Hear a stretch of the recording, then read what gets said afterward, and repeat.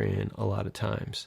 And then there's probably a couple little spots where I added a little cadmiums, but it was mostly a kind of warm, cool brown and green painting. Here I'm starting out and I'm using really just one brush with a little bit of mineral spirits on a white canvas, and I'm just starting to block in as you've seen in many of the other videos.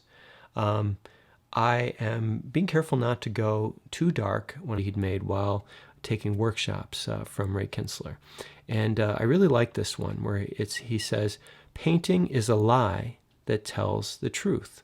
And I actually wrote down in the margin here, like a parable, shooting it from the side.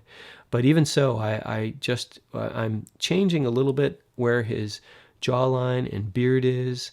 It frees me up to try to make it something that I find interesting. And, you know, it's funny because when I put things in show, really good example of the idea that some people talk about this as quality colors, not to have all pure colors. Even in the really bright, I will keep adjusting things over and over until I feel that it's right, both on the drawing level, you know, and a lot of things are just a matter of simplifying things. And see here, I'm kind of measuring too. I'm kind of checking to see. And he says that everybody who is not an artist is not necessarily without feelings, wishes, and responses.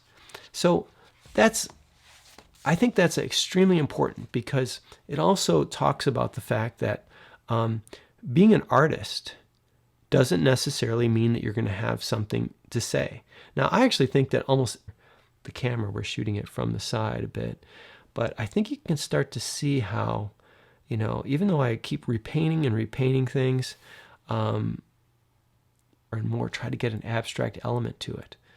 And even now, I'm doing a whole bunch of paintings which I'm starting out with abstract, completely abstract, and then either finding a photo that goes with it or making things up or adding then the realistic element on top of the abstract. So I've always liked the abstract element in a painting, like this in the background and trying to have some of it in the face. But now I'm going even further that way. So it's not as comfortable for me. It's a challenge. And that's what's cool. It's like I'm learning it, and I might not go as extreme as I'm going now forever, but it's a way to get me out of that, you know, that kind of way of thinking, to challenge myself, to keep, you know, trying to